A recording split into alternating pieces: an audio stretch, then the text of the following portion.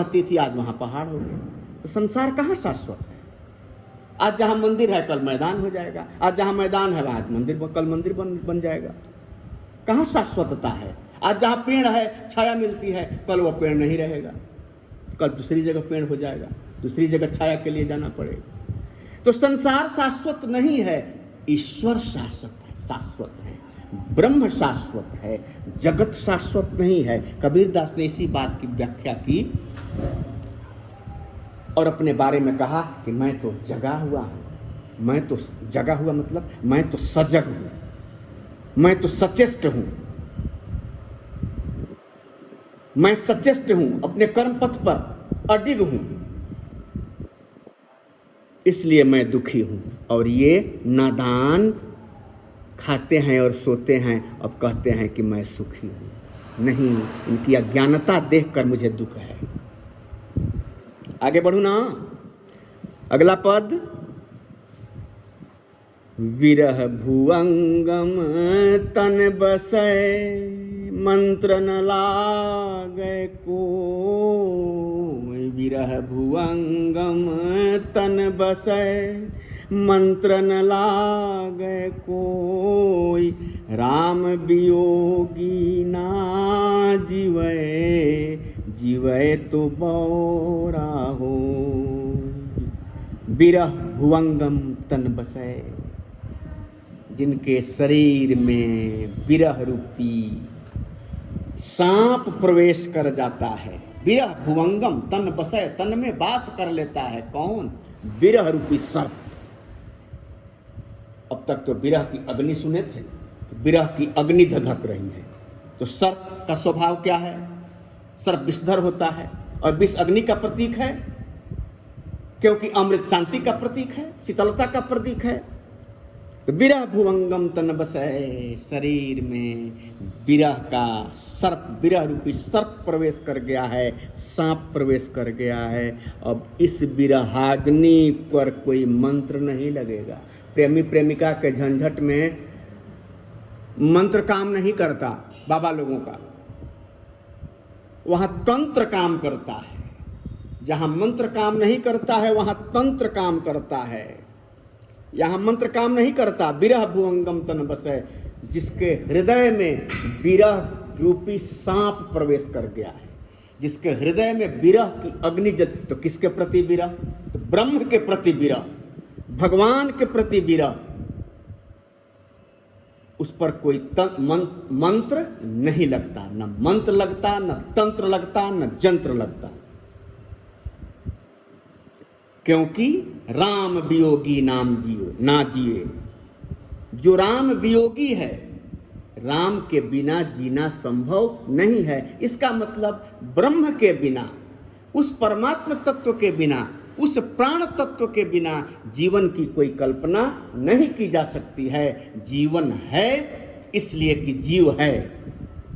जीव नहीं होता तो जीवन नहीं होता, प्राण तत्व नहीं होते तो जीवन नहीं होता। राम वियोगी ना जीवे, और यदि जिंदा है तो ईश्वर के वियोग में वह पागल हो जाता है। तो पागल कौन हुआ? किनका वियोग किसे सताया? तो कबीरदास को सताया ईश्वर का वियोग, संत कबीर रविदास को ईश्वर का वियोग सताया, मीराबाई को ईश्वर का वियोग सताया, गोस्वामी तुलसीदास को ईश्वर का वियोग सताया, सूरदास को ईश्वर का वियोग सताया, राधा को ईश्वर का वियोग सताया, सीता को ईश्वर का वियोग सताया, ब्रज की गोपिकाओं को भी ईश्वर का वियोग सताया था।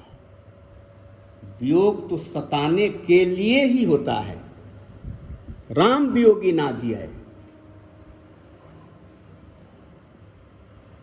राम से जिनका राग है वही जी सकते हैं, राम से जिनका अनुराग है वही जी सकते हैं, राम से जिनका विराग है वही जी सकते हैं। राम मतलब सत्य सनातन परमात्मा परमेश्वर, ब्रह्म, आदि अनादि, अखंड, अनामय, अजन्मा परब्रह्म परमात्मा।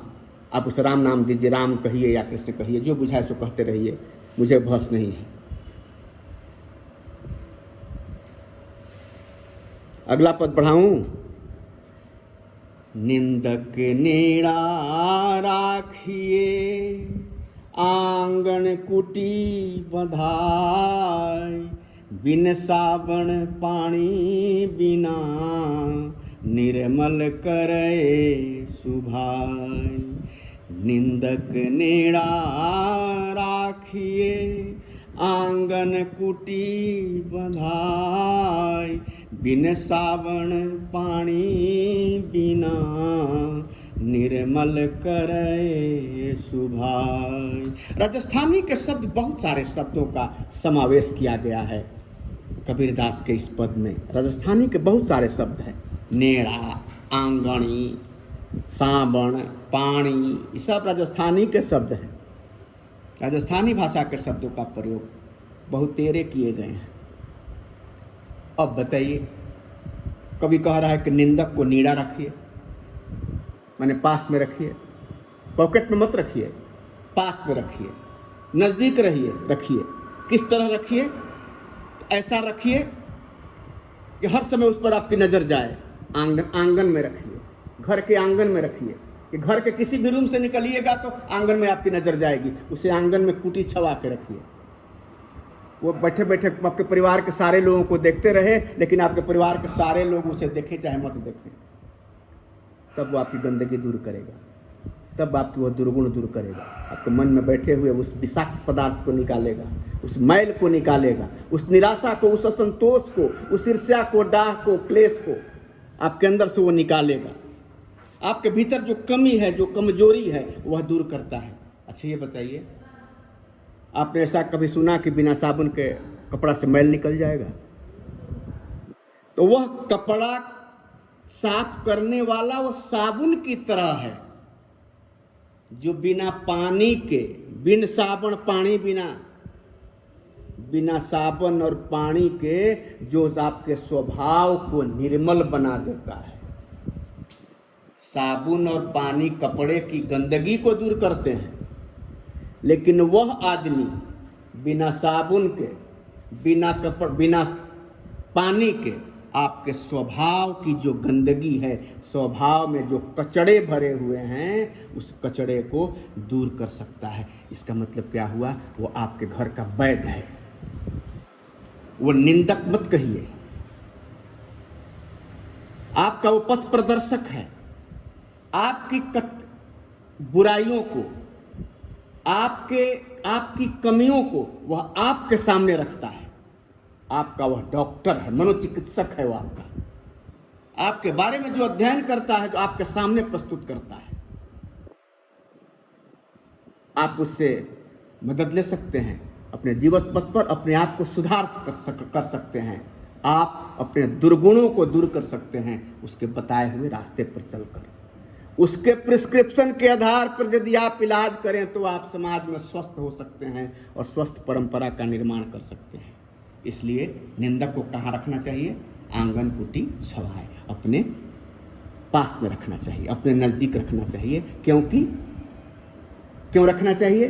क्योंकि उसका स्वभाव कैसा होता है? तो जिस तरह साबुन और पानी कपड़ा की गंदगी को साफ करते हैं, वह निंदक बिना साबुन के और बिना पानी के आपके स्वभाव की गंदगी को दूर करता है।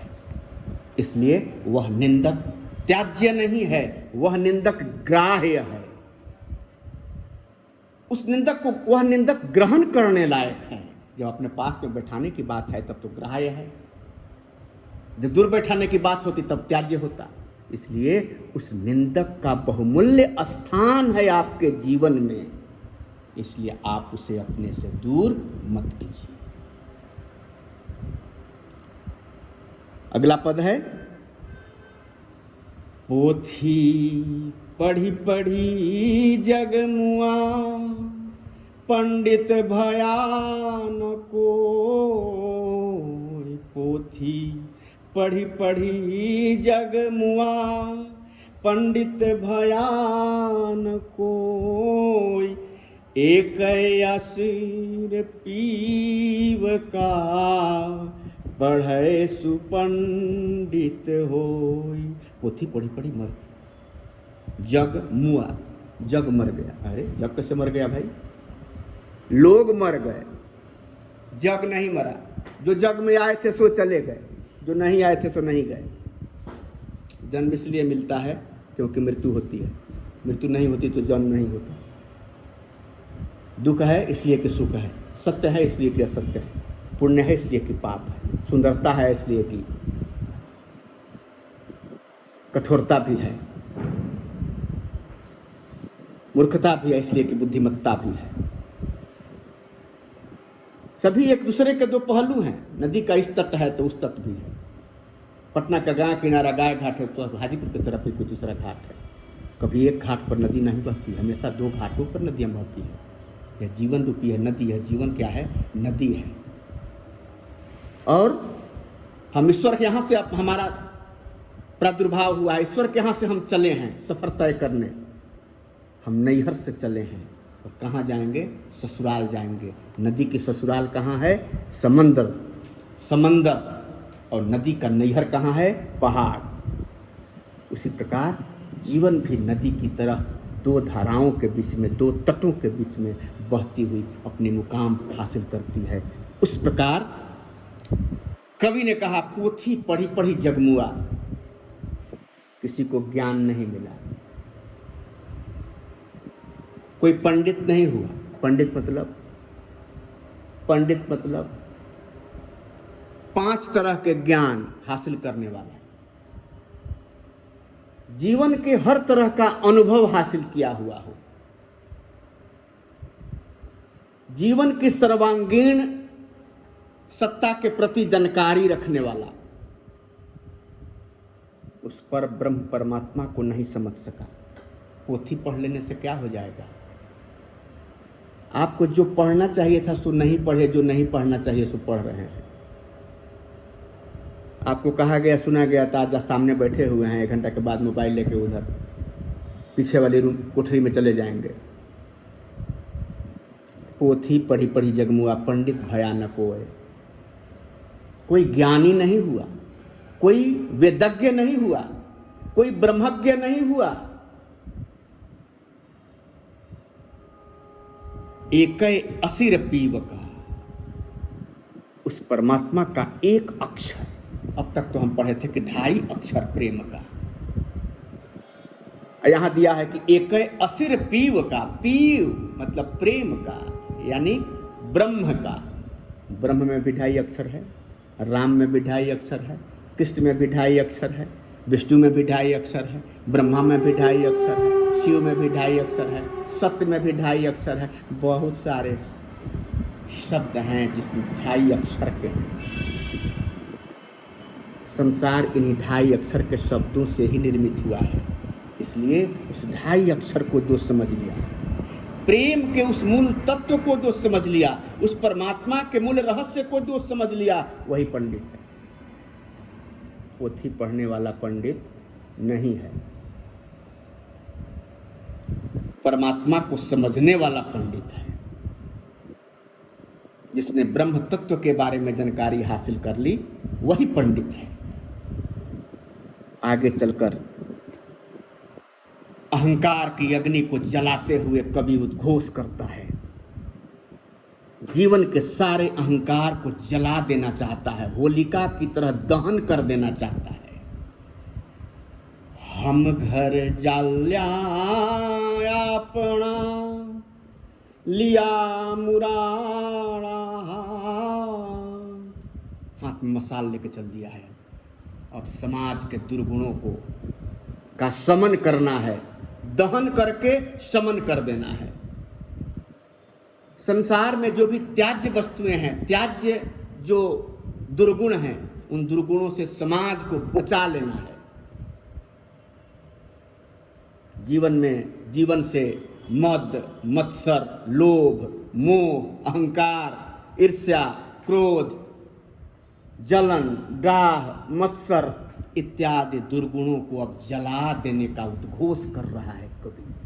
क्रांतिकारी कवि, क्रांति दृष्टा कवि। कबीरदास को क्या कहते हैं? क्रांति दृष्टा कवि। हर क्षेत्र में इन्होंने क्रांति लाई। धर्म के क्षेत्र में, सामाजिक क्षेत्र में, हर क्षेत्र में ऊंच नीच के प्रति, हिंदू और मुसलमानों के प्रति, सब में एकत्व स्थापित करने का इन्होंने भरपूर प्रयास किया।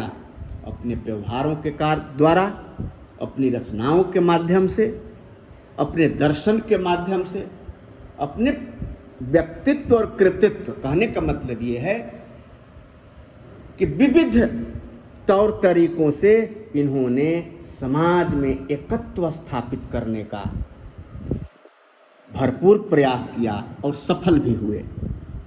हम घर जालियां आपना, हम अपना घर जला चुके। गजब की बात है भाई, यहाँ इंदिरा आवास में घर बन रहा है और हम कैसे जला देंगे अपना घर?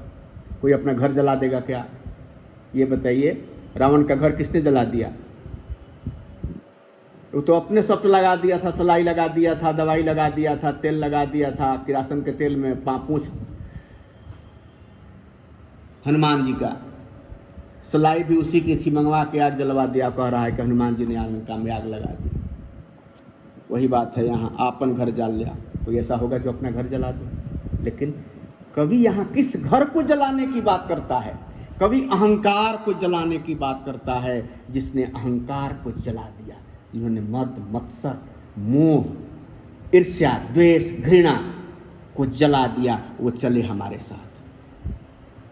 वो डंके की चोट पर कवि कह रहा है, उद्घोष कर रहा है कि हाथ में मुराड़ा लेकर, हाथ में मसाल लेकर चल चले अज्ञानता को दूर करने के लिए, असत्य को मिटाने के लिए। अब घर जालऊं ताश का, ले चले हमारे साथ।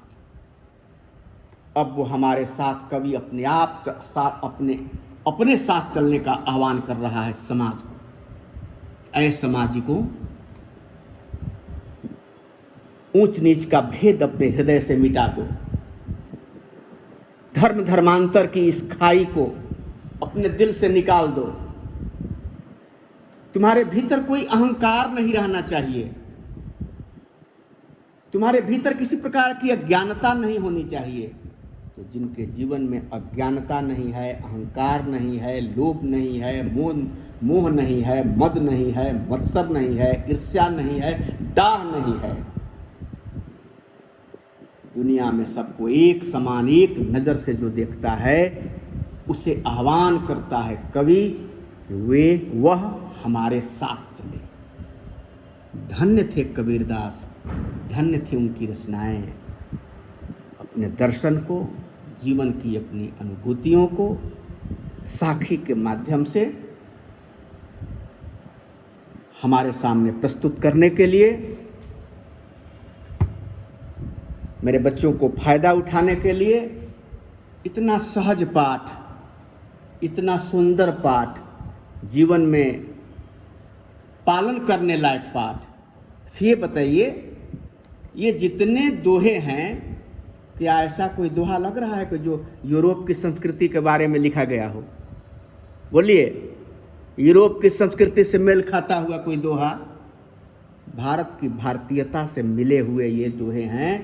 पहले पद में, पहला दोहा में क्या बतलाया? वाणी की विशेषता बतलाई। दूसरे पद में राम के व्याप्त होने के बारे में, सर्वव्यापकता के बारे में कवि ने बतलाया। और तीसरे पद में ईश्वर की स्थिरता के बारे में बतलाया। और चौथा पद में कहा सुख दुख की परिभाषा कवि ने दी। और पांचवें पद में आकर कवि कह रहा है कि जिसे राम के प्रति विरह हो गया है, उस पर कोई मंत्र काम नहीं करेगा बाबू। ये कौन सा मंत्र है बाबू?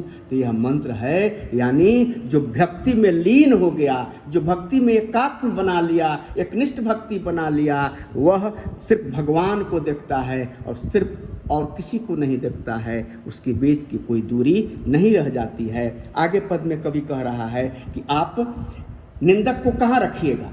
निंदक को घर के पिछवाड़े में रखिएगा? नहीं, कैसा नहीं कह रहा है। कह रहा है कि आंगन में निंदक को रखिए, क्योंकि वो आपके स्वभाव को निर्मल बनाएगा। उसके बाद कह रहा है कि टोटा रतंत की कोई महिमा नहीं है। टोटा रतंत पढ़ते करते, पोथी पढ़ते पढ़ते कितने लोग आए और कितने लोग चले गए, लेकिन विवेकानंद तो एक ही हुए। पंडित भयानक होए, इसलिए परब्रह्म परमात्मा से संबंधित उस रहस्य को जो जान लिया, वही सच्चे मामले में पंडित है। और आगे कह रहा है कि मनुष्य अपने दुर्गुणों को जो जला सकता है, जो अपने अहंकार को मिटा सकता है, वही हमारे साथ मशाल लेकर चलने का उद्घोष करता है कवि।